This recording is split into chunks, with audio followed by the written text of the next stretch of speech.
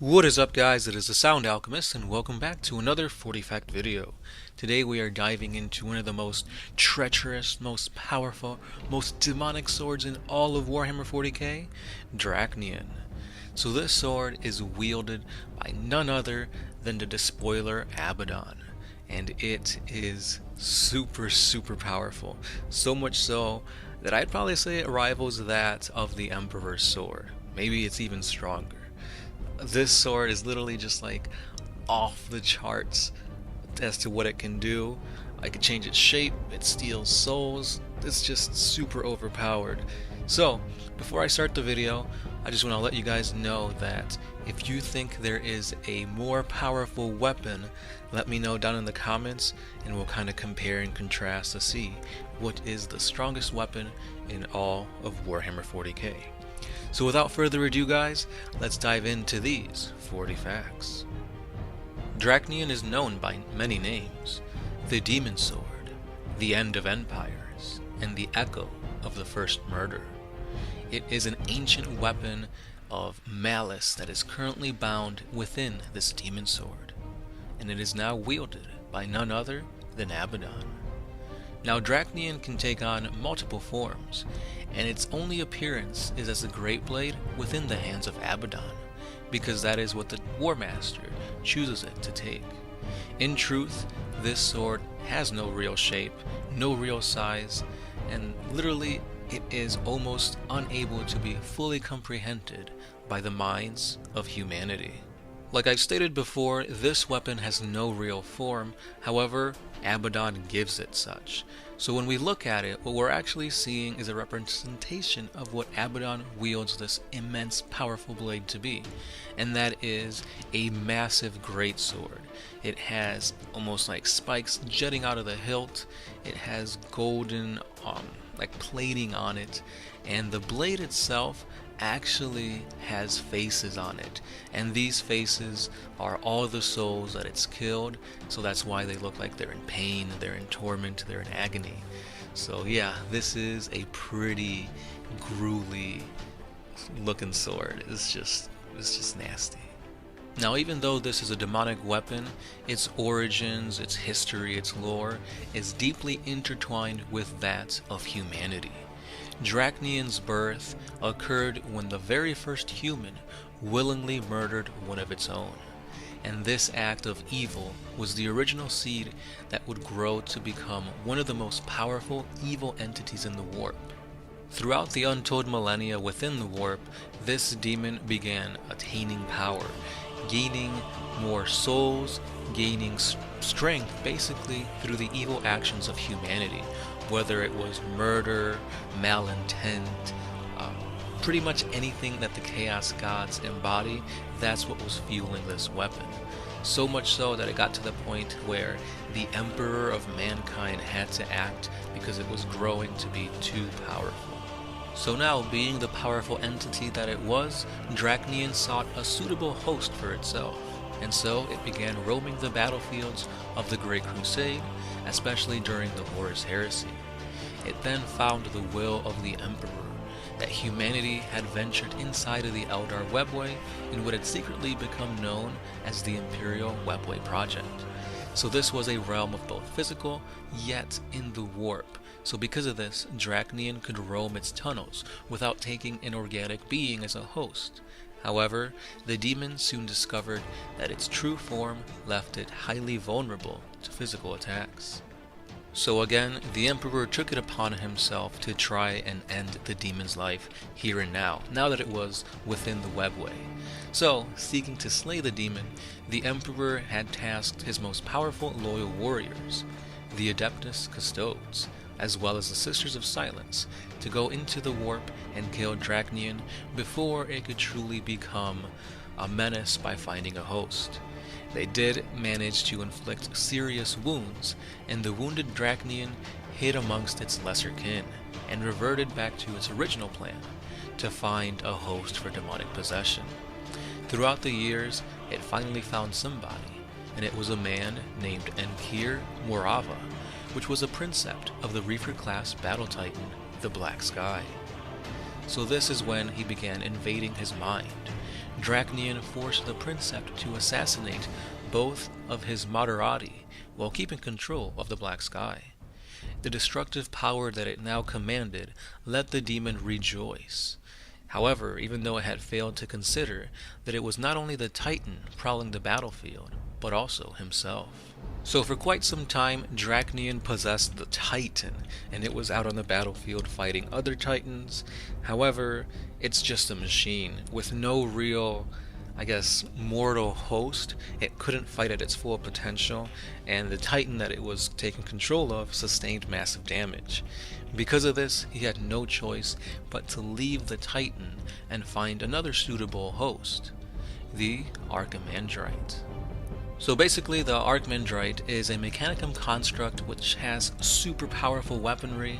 It has an augmented chassis that is still controlled by a living human being, one that Drachnyen can possess.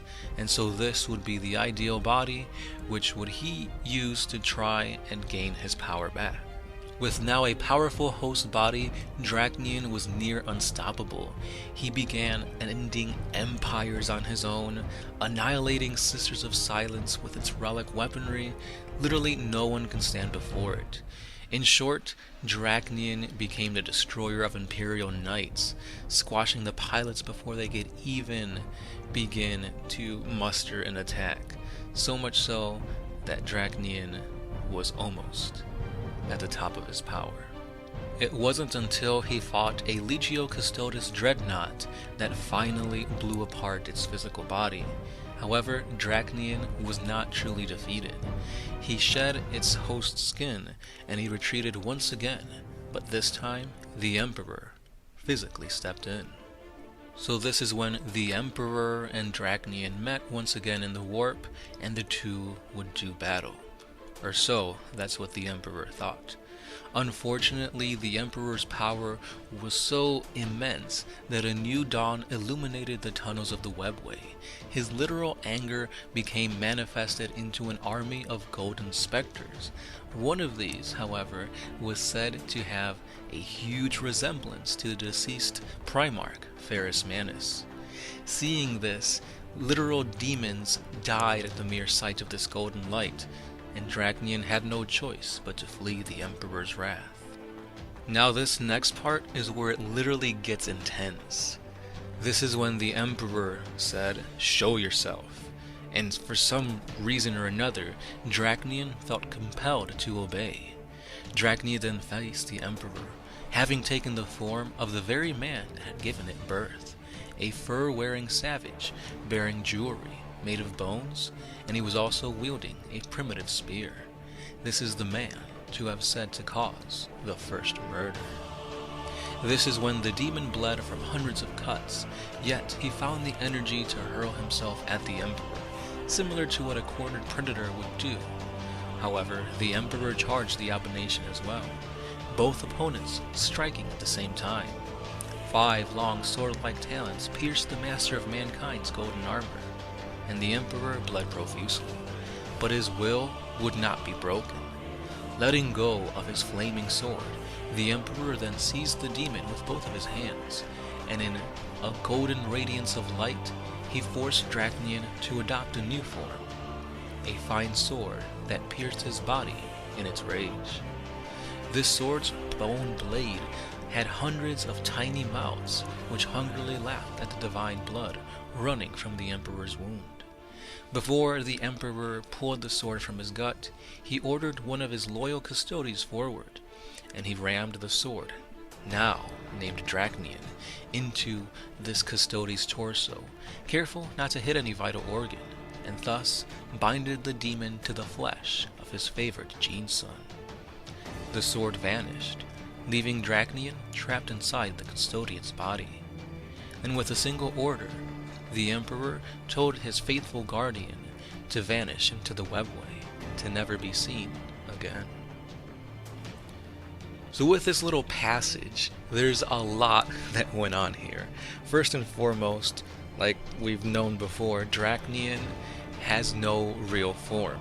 At this point, he had no real name, and this is when the Emperor gave him both a form and a name. apparently this form is very similar to the form we see Abaddon used. He's got a blade, he's got souls on there, and there's like spikes coming out of it, which is really interesting. And on top of that, that's where he got the name Drachnyen. So this powerful demonic entity was pretty much crafted by the Emperor if you think about it. And also, I find it a little bit hard to believe that the Emperor couldn't straight outright kill it. Instead, he had to bind it to a Custodian and order him to basically run into exile. I don't know. I feel like more could have been done to prevent this entity from ever being seen again. And as we can see, it was seen again. Abaddon now wields it. So, will there be a reunion between Drachnyen and the Emperor? I think so. But anyway, let's continue on with the lore. So this next part is very unclear as to what exactly happened. However, it was during the First Black Crusade where Abaddon finally found this blade. So something had to happen to where the Custodian either died or the demon took control of the Custodian and somehow made its way into the material world. Because pretty much like there's no other way as to how Abaddon got in contact with it, because he didn't find it in the warp. He didn't find his a Custodian. He found the blade. So something happened here that we're not 100% sure of, but hopefully we get some answers as to what exactly occurred. But yeah, anyway, the sword was found in the planet of Erlon. It was within a haunted labyrinth in a stasis chamber, where apparently it had been there for millennia. So basically, once Abaddon got control of the sword, that's when the sword accepted him, and all the energy and power of the blade got transferred to Abaddon, essentially making him a huge threat, so much so that demons feared him. They called it the Thorn of Reality, the Shard of Madness. Literally, this weapon just multiplied Abaddon's power, maybe even 100-fold. And literally, this is what's making him nigh unstoppable currently.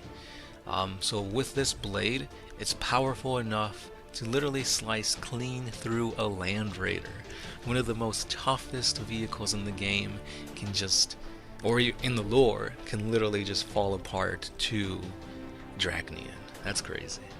So actually, now that I'm kind of rereading the lore behind the First Crusade, apparently there was a man in golden armor that kind of helped Abaddon get to where the blade was.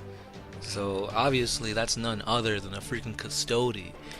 Why would a Custodian help Abaddon? Unless he's been corrupted by the blade, which most likely that's what it is. So most likely this man clad in golden armor is Ra, the Adeptus Custodian that the Emperor basically put the sword into. So that shows you that even though the latest novel or the latest codex of the Adeptus Custodes states that no Custodian has ever been tainted, has ever been corrupted, has ever been fallen to chaos, this I guess would be an instance proving otherwise, showing that chaos itself, like the four chaos gods, aren't strong enough to corrupt the Custodian. However, this blade can, and that just shows you how powerful it is. Because if a chaos god can't do it, this demon can. That just blows my mind. That just kind of shows you the perspective of like power scaling as to how powerful this blade is, which also kind of sounds right, because then that also explains why the Emperor couldn't outright kill it, as powerful as he may be. So, wow, that's crazy. That is crazy. Now, if you guys want more lore into Drachnyen, into the origins and whatnot, I highly recommend you guys read the novel, I believe it's called Master of Mankind, which is the one that basically follows the Emperor during the Great Crusade and whatnot. A lot of interesting things are actually in that book, not just talking about, Drachnyen. So yeah, definitely a great read to pick up. And also pick up the Codex for Chaos. It kind of talks about the Black Crusades a little bit more in there, which has to do with Abaddon and the Blade and whatnot. So again, if you want more things to read, highly recommend those two. So yeah, with that being said, that kind of brings us to the end of this video. Again, I know that Drachnyen is super powerful, but if you guys think there is a blade more powerful than this, let me know. I highly doubt it, but maybe there's something out there, or at least what comes close. What's number 2 in your opinion? Because if the Emperor can't kill it, that's something. Another thing too is that I really wish they can update the model for Abaddon the Despoiler, because I used to have this model back in the day, and I know the pains of Abaddon the Armless. The metal just would not stick no matter what.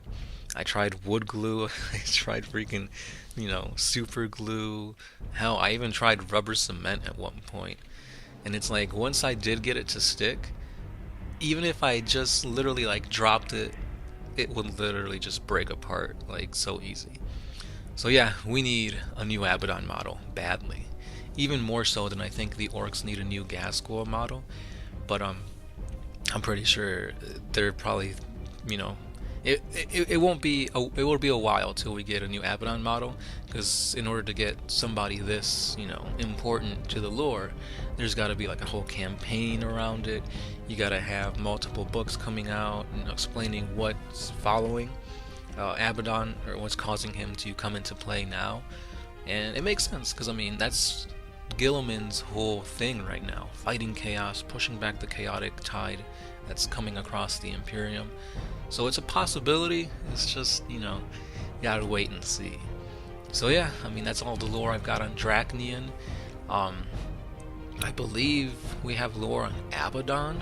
If I find it, I'll try and link it at the end of the video. If not, expect some lore on this bad boy soon, because this spiky boy is actually pretty cool, regardless of how silly his little headdress thing is. I mean, this is why I always like helmets on characters. I never like seeing their faces. I feel like it takes away from the badassery. But again, it gives them character. But anyway, I'm going on a different tangent. Yeah, let me know what you guys thought about Drachnyen.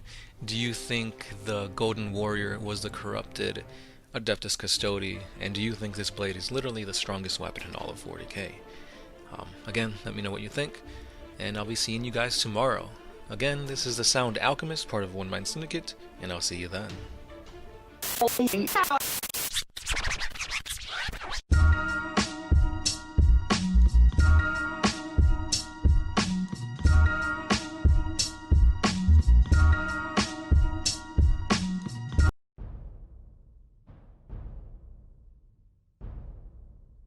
What is up, guys? It is the Sound Alchemist, and welcome back to another 40 Facts video. Today we are diving into the lore behind Warhammer 40k, more specifically going into the Imperium's Space Marines of the Grey Knight chapter. So as we all know, the Grey Knights are the elite fighting force that specialize in killing demons, banishing back the demonic forces to the Immaterium. And today we're talking about Castellan Garen Crow, or more specifically, the weapon that he wields. So, this weapon is super powerful and super mysterious. First and foremost, it is called the Blade of Antwyr. And the thing about this is that it is a demon sword that cannot be destroyed. A Grey Knight is wielding a demon sword. So that's already a little like, whoa, they're here to defeat demons, not use them. However, this demon blade cannot be destroyed by those who destroy demons. So what the heck is going on here? What is making this blade so powerful? Why can't the Grey Knights banish this demon sword? Which is exactly what they're here to do. Grey Knights are here to banish demons. What's going on? If you saw our 40 Facts video on the Blade of Abaddon, Drachnyen, I go in depth into the lore behind it, and that blade, spoiler alert, couldn't be destroyed. It was super powerful, it transcended that of the Chaos Gods, and even the Emperor could not destroy it. It had to be banished. So, that leaves me to believe that the Blade of Antwyr may be related to Drachnyen in some way, but, that's enough speculation and theory. Let's dive into this 40 Fact video.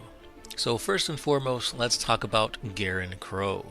Crow is considered to be a flawless soul, a man of immense spiritual fortitude, so much so that he is immune to the temptations of chaos. And because of that, he's been bestowed with a huge burden, and that is to wield the Black Blade of Antwyr. This demon sword is so powerful beyond imagining. Like I said before, it first came to the attention of the Grey Knights during the 37th millennium, and it was during the days of the Occlusiad. So the Occlusiad was basically a war that was going on between the Imperial Navy, the Dark Hunter Space Marine chapter, the Adeptus Mechanicus, and a heretic cult known simply as the Apostles of the Blind King. And it's basically cultists that praised the machine god, however, they were kind of teetering on chaos. Eventually, these heretics of the Blind King began going full-blown chaos. They began summoning demonic engines in vast numbers, and they even had the ability to use chaos-corrupted warlord titans. This was so instrumental to this battle that it escalated into a massive war. Anyway, during this conflict, the heretics of the Blind King erected a temple of Antwyr. This is when they began praising their god, and eventually this god gave them power in the form of the Black Blade. This Black Blade then began empowering the demon host who wielded it, and he became so powerful that all 8 brotherhoods of the Grey Knights had to come in and fight in this war. Eventually the Grey Knights won, the demon host was slain. However, when the blade fell from the demon host's hand, basically everything, the blood, the corpses there, all slipped out of time and space and vanished. Even though the blade also vanished, the prognosticars, which are kind of like fortune tellers for the Grey Knights, they had visions that the blade would return, and it finally did, although it was 3,000 years later. The sword finally resurfaced on the moon of Tethys, but for the Grey Knights, they knew it was coming, so they were ready. They killed the vessel before Antwyr could be fully able to possess him, and thus grant him even more power than that of the Blind King. So now that they killed the vessel and they had the sword in their possession, the Grand Masters debated the fate of this sword.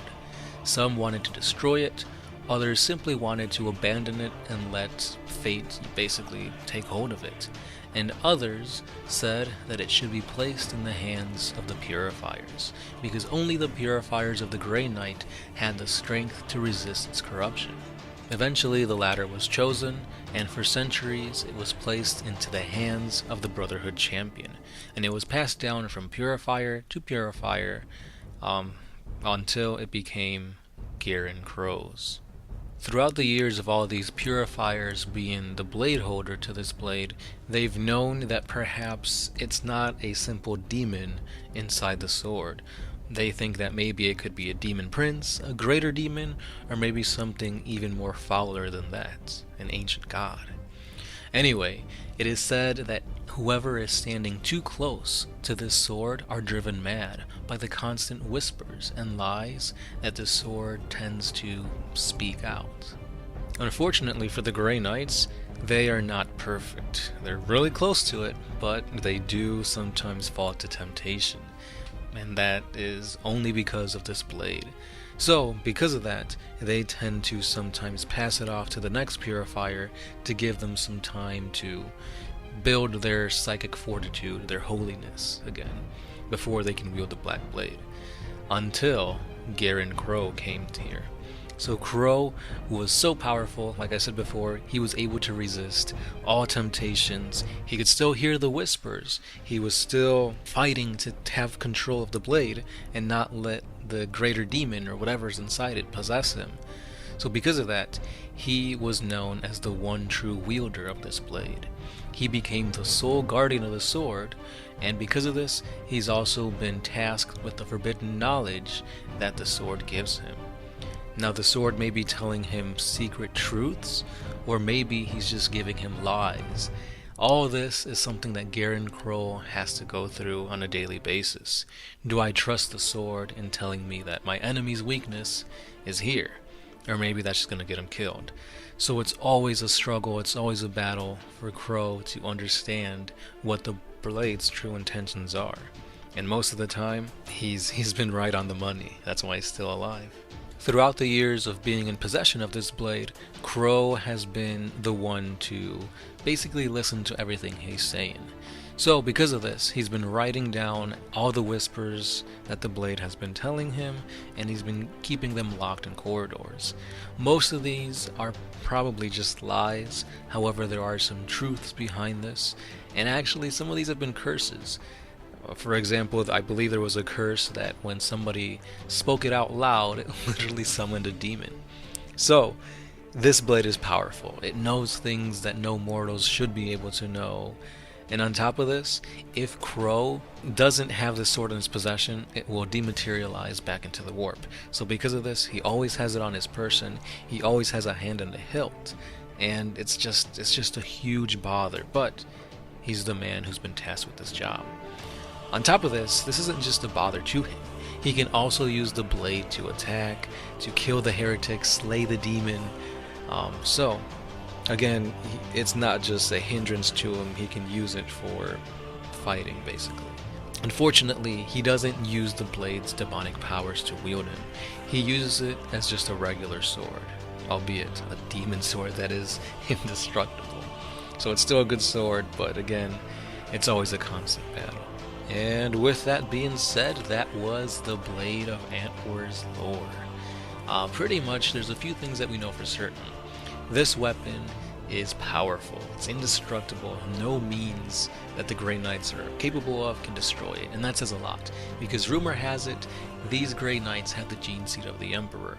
Whether that's true or not, it still says a lot. They're super powerful. They're made specifically to destroy demons, heretics, and they can't do anything to this blade. So that shows you how powerful it is. Number 2, this blade is ancient because it knows curses, it knows secrets, it knows weaknesses to demons, weaknesses to like powerful enemies. So it's pretty knowledgeable, and on top of this, it's corrupting. If you're the demon host to this blade, you will get corrupted, unless you're as strong as Crow or the Purifiers, which, again, they're Grey Knights, so they're meant to withstand chaos. And then, number 2, it is capable of traveling, whether it's dematerializing back into the warp or just disappearing outright. This blade is super tricky, super strong. It's just an amalgamation of warpness, chaoticness, and again, there's no true origins to it. I mean, obviously, it was summoned, to the Blind King, but where it was summoned from, or what is actually in the blade, is still a mystery. So, let me know what you guys think. Do you think it has something to do with the Drachnyen, the blade of Abaddon? Is it just a powerful demon residing within it? Or perhaps it's something more? Let me know what you guys think down in the comments below. And of course, have a great Thanksgiving, guys. This video came out on Thanksgiving, so if you're celebrating that, go have some turkey, some ham, some lasagna, some stuffing, whatever it is you're eating. Eat it, because who knows, maybe the Blade of Antwyr will be in your possession. And anyway, that's all I've got for today, guys. Hit that subscribe button for more 40K lore, and I'll be seeing you next time. This is the Sound Alchemist, and I'll catch you then.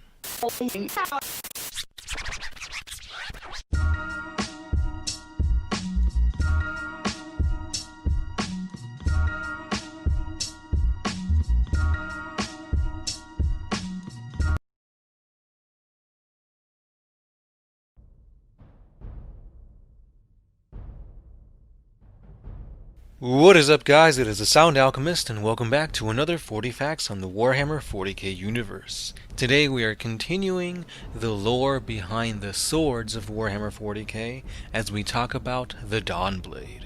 So first of all, if you didn't know, we are doing a little bit of a kind of a playlist thing going on, talking about the weaponry of 40K, beginning with Abaddon's sword, Drachnyen. And then we also covered the weapon wielded by the Purifier, Crow. I believe it was called the Black Blade of Antwyr. And now we've come to the Xenos, and we're going to learn about the Dawnblade wielded by none other than Commander Farsight himself. Now in these type of videos, we go into the history, the lore, the origins of the blade, we talk a little bit about the wielder, and then we kind of speculate and theorize as to what the true origins of this sword really are. So, let's dive into the Dawnblade. So first and foremost, the dynamic and strong-willed leader of the Tau, better known as Commander Farsight, the Bane of the Orcs, is the wielder to this blade. Now Farsight first encountered this weapon on the death world of Arthas Moloch. Now upon this planet, the Tau ended up fighting against an unknown enemy. To them, they had no idea what it was. These enemies would enter and exit out of real space. They were unlike anything they've encountered, but now we know that they were actually chaotic demons. This was the first time that the Tau encountered chaos. They were up against, I want to say they were Zygian demons and Khornate demons, and I know for sure they were going up against bloodthirsters. Even Farsight ended up fighting one, and he was freaking bulldozed into one of the ruins on this planet, and amidst the rubble, his hand ended up clutching the hilt of the Dawnblade. So the Dawnblade is basically a weapon that flickers with unknown energies. Every time this weapon cuts through and kills its intended target, the remaining lifespan of that being is then transferred over to Farsight. So for example, say if Farsight is fighting against an Imperial Guardsman, and the Guardsman was supposed to die 20 years from now, those 20 years are then added to Farsight. Which is weird because, I mean, if they were fated to die then and there, then shouldn't he not be getting their life? Anyway, that's another topic, but this sword is so powerful that it can easily, cleanly slice through any armor, pretty much goes through heavily armored vehicles, and even force fields for that matter. But yeah, basically the chronophagic alloys are what allow it to absorb their natural lifespan to Farsight. Now this secret has been a secret to the Tau. Farsight does not know that his longevity, his long life, is because of the Dawnblade. Now, rumor has it that if he did know about this, more likely than not, he would end his life then and there, because of the unnatural forces being at play. A bunch of theories have been coursing throughout the interwebs as to what the origins of this blade actually is. A lot of it seems to be linked to chaos. It was found on this death world, chaos demons were around it, but at the same time, the blade and the talismans found in the ruins are able to push away chaos. So, I mean, there are some instances of chaos nullifying chaos, but at the same time, the Tau are known for not being chaotically prevalent in the warp. Like if you're looking at a whole map, the Tau barely register as blips, as opposed to where like a librarian would be like a thundering wildfire. So there's a huge disconnect as to why a chaos weapon would go towards the Tau when it would be better suited to a warp-talented individual. So, I'm not 100% sure that it is a chaos weapon. In my opinion, it makes more sense that the theory of it being a Necron weapon holds true. Necrons are all about that timeness, meaning chronophagy. I believe there is a cryptech discipline that is all about time manipulation. On top of that, we are aware of pylons and Catan that are able to push away chaos, such as the pylons on Kedia were basically used as a barricade to the Eye of Terror, not allowing it to get any bigger. So again, this could be a Necron technology at play here. Now, what has been disclosed is that the Dawnblade is indeed older than that of the Imperium, that it was fashioned eons ago by a strange xenos race that once inhabited this haunted world of Arthas Moloch. Again, the materials that have been fashioned into this blade aren't able to be understood by the Earth caste of the Tau. Now these guys are basically the scientists, the builders, and they deal with minerals because they build battle suits. And to them, They've never even heard of this type of material, and it's really difficult for their minds to even fathom how it's been fashioned. Again, for example, for the blade being so sharp that it can literally cut through force fields. If they had that kind of technology, their tech would skyrocket in terms of weaponry and, battle and stuff like that. So, because of this, it's just such a instrument of power in the hands of Farsight. And if you look at the images here, you can see that in the hand of a battlesuit, the blade looks to be pretty large. And if you look at this picture here, Farsight is actually smaller than the blade itself. So we can kind of see that the blade is probably around 6-7 feet tall, which is pretty big. And again, would a Necron be able to wield something that large? Probably not, which kind of leads me to be more of Catan or Old One technology, but most likely Catan, because again, the whole pylons and pushing away chaos. Another theory that was circulating was that perhaps this blade was actually one of the Crone Swords, meaning its potential Eldar tech, or again, one of the fingers of the Eldar gods. There should be 5 Crone Swords. We know the Vizarch has a sword, Ennead has a sword, or the Avatar of Ennead. The Vizarch, I believe Yariel's spear was one of the swords, so that would leave 1 left. And again, Farsight sword, why not add it to the lore, expand on it? However, so far all these swords for the Eldar have been pertaining exactly to the Eldar. So, seeing as how really the Tau have not much storyline with the Eldar, that probably won't be something that will be explored or a possibility. But again, back when Rise of the Primarch came out and there was a new Avatar of Ennead, Guilliman had just been released, it would have been a great way to kind of include the Tau with all these releases that were going on, seeing as how Saint Celestine was there, Abaddon had new lore since he was fighting Cadia, and again, it would have been a great time to include the Tau, but no storyline there. So again, it's a small possibility that maybe the Dawnblade is indeed a Crone Sword, but it's not looking like that. Again, it's probably Necron in nature, seeing as how it repels and repels chaos, and the Necron Tears did want to prolong their life, so maybe they created a weapon that can use like vampiric tendencies and whatnot to increase the short lifespan of the Necron Tier. Or again, maybe it's just Old One tech. Again, Old Ones had really crazy technology, so it wouldn't be, too crazy to say that, yeah, this is Old One tech. But again, we'll see what happens. We do have a new chapter approved book that's going to drop, giving us a codex to the Sisters of Battle, which I thought that was freaking crazy. I didn't know that was going to be in there.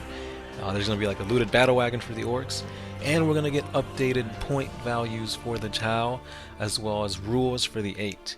Now, if you don't know, the 8 are Farsight's bodyguard, so there's a chance that maybe they'll put more lore into Farsight, but it's not looking like it. Again, chapter approved is mostly just gameplay stuff, points, rule changes, stuff like that, but I'll have to wait and see. And yeah, this was a short video. But I wanted to bring you guys some more lore, some more theories, some more speculation, kind of keep the conversation going in the comments. And yeah, hopefully you guys had a good Thanksgiving if you guys practiced that. And hopefully you guys didn't get trampled on Black Friday and you got whatever you wanted. Let's look forward to Cyber Monday, and I'll be seeing you guys next time. As always, I'm the Sound Alchemist, part of One Mind Syndicate, and I'll see you tomorrow.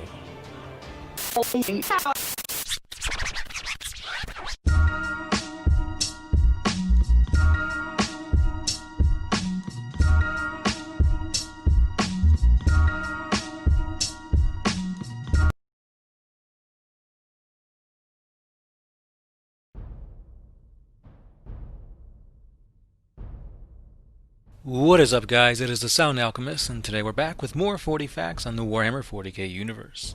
Today we are continuing the lore of the swords of Warhammer 40K. Speaking of 40K, this sword might have a little bit more to do with 30K, aka the time of the heresy and before. So, as you can see in the thumbnail, we are talking about Cipher and the sword that he carries upon his back. There's a lot of speculation that this sword has a lot to do with both the Lion, the Primarch of the Dark Angels, and maybe even the Emperor.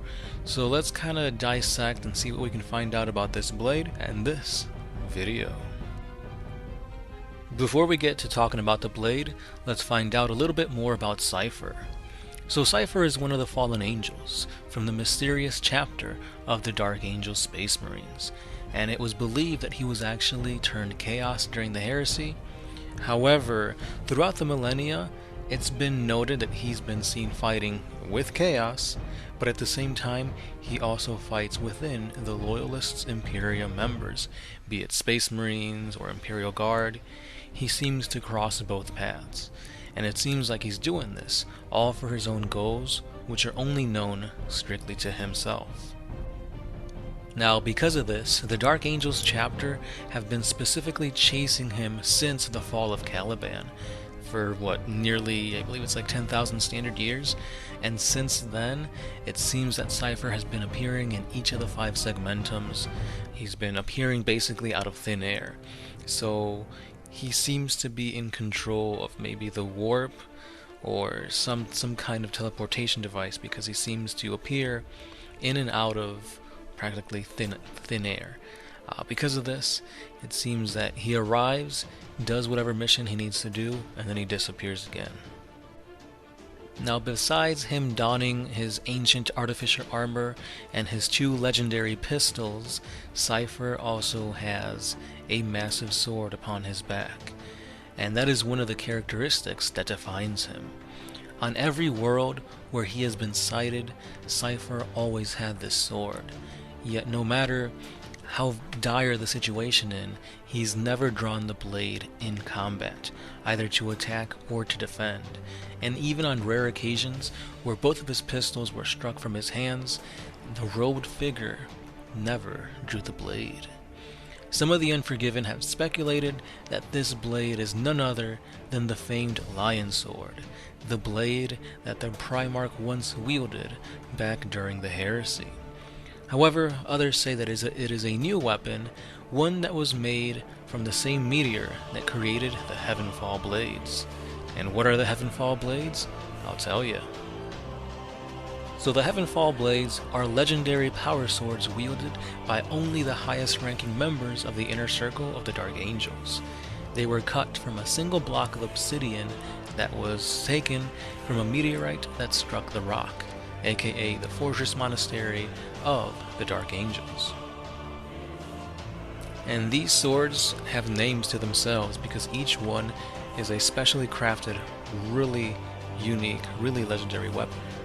The names are the Sword of Secrets, the Sword of Silence, the Raven Sword, Felbane, the Sword of Sanctity. While speculation states that this blade wielded by Cipher may be one of the Heavenfall Blades, others say that it is none other than the Black Sword of Luther. Now, Luther was a treacherous Dark Angel who fought Lionel Johnson upon the rock back then, and they're saying that perhaps this is his own weapon.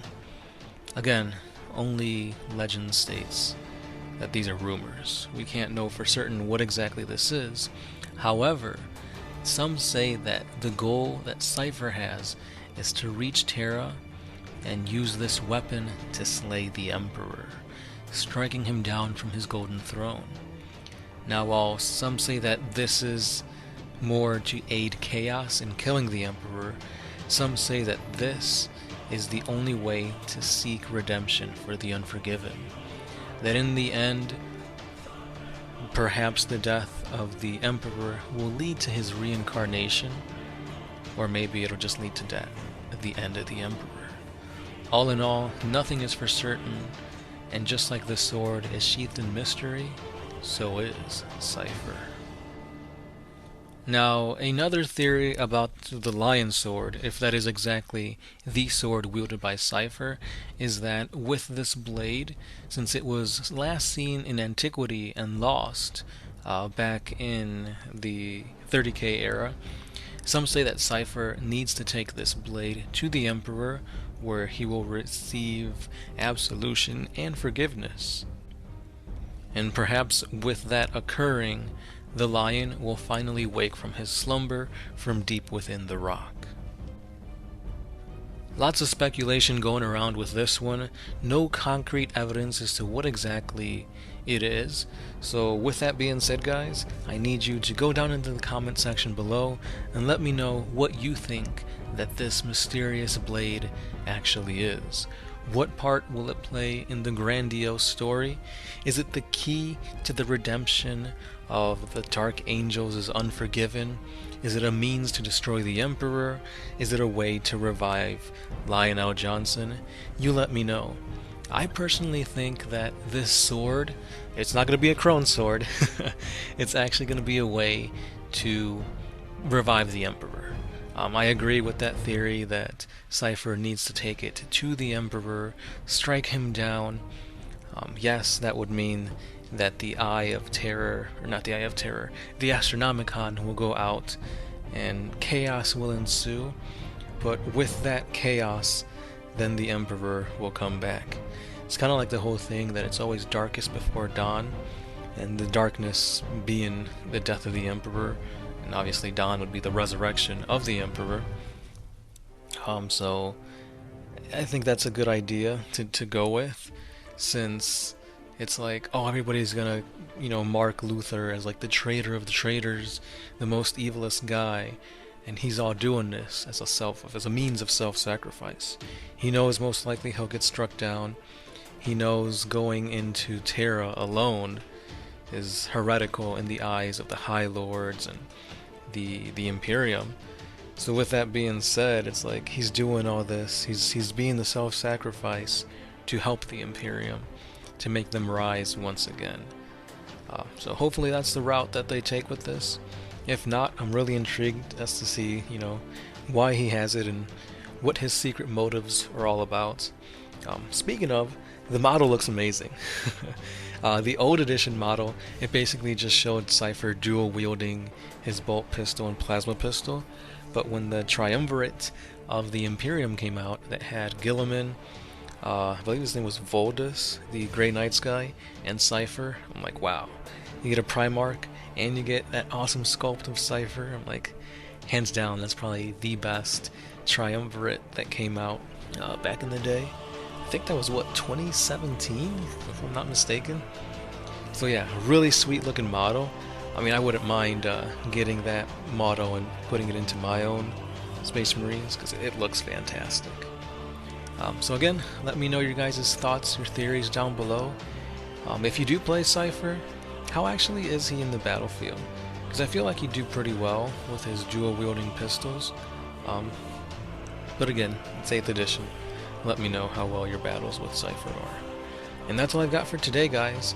Keep those comments coming down below. Don't forget to head on over to our Patreon page, where if you wish to support us, it's only $1 a month, and it'll help you bring out more thought-provoking videos such as this one. Don't forget to hit that like button, and stay subscribed for more epic 40K content. As always, I am the Sound Alchemist, part of One Mind Syndicate, and I'll see you guys tomorrow.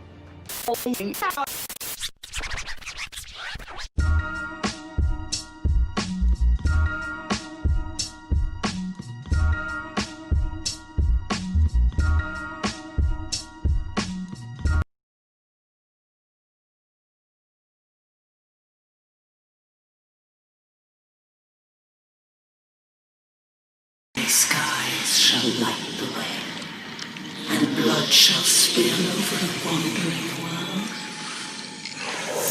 The spear of Cain shall call the wayfarers, and and the Storm Prince shall unite them.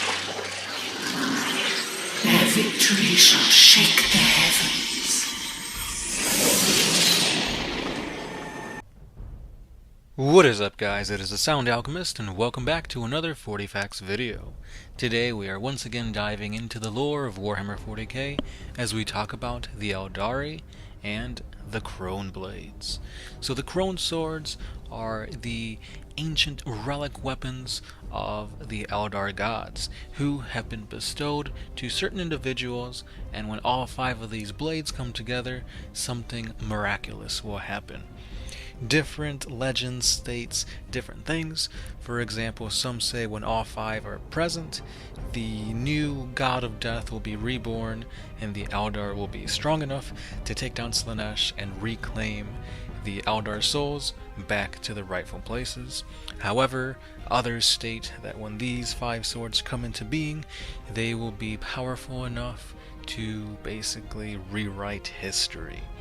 So, let's dive into these Crone Swords. However, I won't be going into the 5th sword because we still don't know what that is, and we won't be talking about the 4th sword, the Twilight Spear, aka the weapon used by Prince Yariel, because I talked about that yesterday.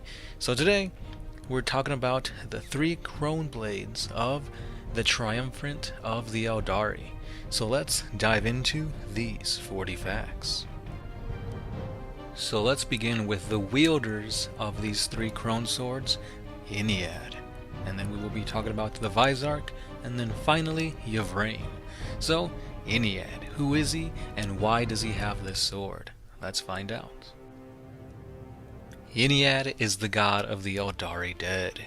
He is the one who will be 100% resurrected into godhood through the summoning of all 5 Crone Swords. However, there's only been 4, so he's not 100% revived, although he has been partially revived due to the events that transpired during the Gathering Storm when Eldrad attempted to summon him by stealing the fossilized bodies of the dead Farsights and then trying to get them supercharged with Craft World powers, or so to speak.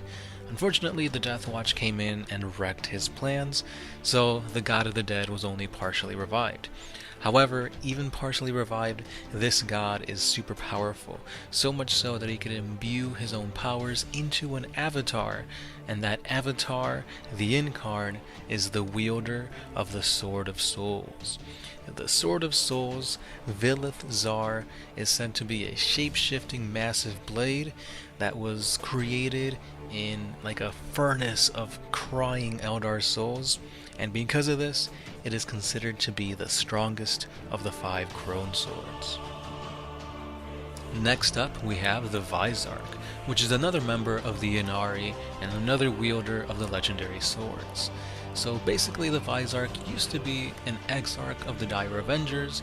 However, he began following Yvraine as she began taking on the path of the warrior and so on. Events transpired, and eventually he pledged himself to her, and because of this, she gifted him the Blade of Silent Screams, aka Asuvar. Now with this blade, it works very similar to the Blade of Farsight, where anytime it slashes an enemy, takes his life, it absorbs the victim's life essence into his own, thus granting him the ability to heal wounds, live longer, etc. So because of this, this guy is a powerhouse. Not just because of the blade that he wields, but he has so much swordsmanship expertise that he is almost unrivaled on the battlefield. And then finally we come to Yvraine, the emissary of Ynnead, the starter of the Ynnari, and the wielder of one of the Crone Swords, the Sword of Sorrows, Ka-Vir. So basically, when it comes to Yvraine, she's been everywhere and anywhere. She is literally plot personified. She was born on the craft world of Bael'tan. From here, she basically crafted her own skills, honed her expertise, and began following the path of the Dire Avengers. Eventually, she left this life and began to be a captain of the Corsairs. From here, she began traveling the webway, going to Camera. One thing led to another, and she became a succubus under the patronage of Lady Malice. And then she began fighting in the pits. Unfortunately, one thing led to another, and she kind of had to escape. So she left there. She finally met up with the Vizarch. Together, they began forming the Aeldari, which was basically a pact of a whole bunch of Eldar, spanning from regular Eldar to Dark Eldar to Harlequins to Craftworld Eldar, who all believed that the creation of the God of the Dead, the Incarn, was their true god that they should follow. So from here they began going into crazy adventures, such as fighting in the webway against demons, going toe-to-toe with Ahriman, even resurrecting Guilliman himself. And it's just crazy. If you want more information on her, I believe we do cover a lot of the things that's transpired with her story in our, I think it's like a 3-parter on the fall of Cadia, the return of the Primarch, and so on. So there's a lot that happens here, so I'll try and link the playlist at the end of this video. However, let's talk about her sword. So she wields Kavir, the Sword of Sorrows, and anytime she slashes somebody with her blade, it basically turns them to ash. So it incinerates their souls, and because their souls are no longer within the body, their body literally turns to ash, which is really strong if you ask me. And with that being said, that's pretty much everything. The Crone Swords, they're literally the fingers of Morai Heg, which is an Aeldari god, who have been crafted into powerful swords by Vol, which is another Aeldari god, and then these are then empowered through souls and warp energies and whatnot to become super awesome mega weaponry. Again, guys, this is just awesome lore. Not so much on the weapons. Like, I try to find like lore specific stuff on the weaponry, but it mostly goes into their wielders, which again, it makes sense. You want to talk about the characters, not so much the story behind the swords, but they're pretty important to the Aeldari lore. Again, the whole point of this is to get 5 of them together so you can resurrect the God of the Dead. So yeah, let me know what you guys think, and we'll go from there. I greatly recommend you guys to stay subscribed, keep your eyes peeled, because we have some epic giveaways coming your way. For one, we've got an awesome giveaway in the form of the Blackstone Fortress. The Blackstone Fortress is a board game a little bit different than 40K. I'd say it's a mix of 40K and D&D, where you get to pick your characters and progress through the story. And on top of that, you learn some epicness in the form of lore. You've got the Men of Iron in there, you've got Chaos, you've got Xenos, you've got Rogue Traders. It looks like it's going to be a lot of fun, and one lucky person gets to win this awesome game. So again, keep your eyes peeled for our 40 facts on the Blackstone Fortress. Then you could comment, subscribe, like it for your chance to win. Also, in the coming weeks, probably in a week or two, I'm going to be putting out a post on Facebook where you guys can like and comment down below for your chance to win some epic giveaways. I'm not 100% sure what it's going to be, but it's probably going to be along the lines of like a Necron giveaway for Necronmas. It's a little thing I made up. So it's going to be a bunch of Necron-centric giveaways in honor of like Christmas. So hopefully we can get that going probably next week. That way you guys can get your gift before the holidays. And yeah, with that being said, that's all I've got for today. So hopefully you enjoyed this little snippet of lore on the Crone Swords. I know it wasn't much, but it's all I could dig up. And again, if you want more lore, read the Triumphant of the Eldar, the Fall of Cadia, and Rise of the Primarch. Again, this has been the Sound Alchemist, part of One Mind Syndicate, and I'll be catching you guys tomorrow.